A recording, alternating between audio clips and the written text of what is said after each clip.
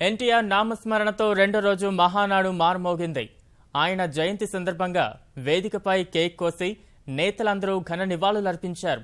ఆయన స్ఫూర్తి ఆశయాలే నిజమైన వారసత్వమని చంద్రబాబు ప్రకటించారు. తెలుగు జాతికి ఆయన చేసిన సేవలకు గుర్తుగా భారీ విగ్రహం ఏర్పాటు చేస్తున్నట్లు వెల్లడించారు. మహానేతకు భారతరత్న అందించాలని తీర్మానం చేశారు. తెలుగు జాతిని మేల్కొలిపిన మహానేత ఎన్టీఆర్కు ఘన నివాళులతో రెండో రోజు మహానాడు ప్రారంభమైంది. ఎక్కువ మంది కార్యకర్తలు మాట్లాడడానికి అవకాశం కల్పించారు. ఎన్టీఆర్ చేసిన సేవలు నాయకులు, కార్యకర్తలు కొనియాడారు. చంద్రబాబు నాయుడు మాట్లాడుతూ ఎన్టీఆర్ ఓ చరిత్ర అని ప్రశంసించారు. సినిమాల్లో, రాజకీయాల్లో యుగ పురుషునిగా మిగిలిపోయారని కొనియాడారు. తెలుగు జాతి ఆత్మగౌరవం కోసం పార్టీ పెట్టి నూతన అధ్యాయాన్ని సృష్టించారని, ఆయన ఆశయాలు, స్ఫూర్తిని పార్టీ వారసత్వంగా కొనసాగిస్తుందని పేర్కొన్నారు. ఉద్యమ స్ఫూర్తితో నీటి ప్రాజెక్టులు చేపట్టారని వివరించారు. క్రమశిక్షణ, ముక్కుసూటితనానికి మారుపేరైన ఎన్టీఆర్ అవినీతిని చీల్చి చెండాడారని చంద్రబాబు అన్నారు. సినిమా జీవితంలో పాత్రలో నటించలేదు, పాత్రలో జీవించాడు.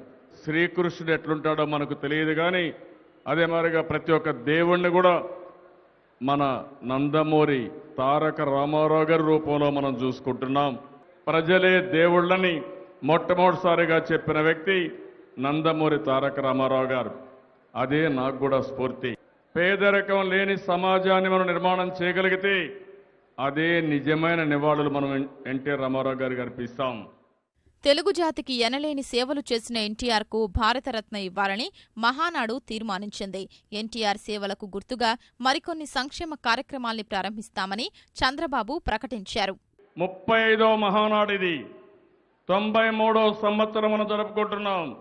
ఈ రెండు కలుపుకొని అమరావతిలో 35 మీటర్లు అంటే 115.5 అడుగుల ఎత్తు ఎన్టీఆర్ విగ్రహాన్ని అక్కడ పెట్టాలని చెప్పి నిర్ణయిస్తున్నాం.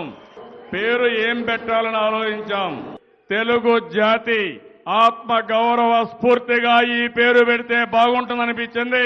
ఈ 73వ జన్మదిన సందర్భంగా ఈ సంవత్సరమే ఈ రాష్ట్రంలో అన్న క్యాంటీన్లు కూడా ప్రారంభించి అన్నదానానికి శ్రీకారం చుడతామని మరొకసారి మీ అందరికీ విజ్ఞప్తి చేస్తున్నా.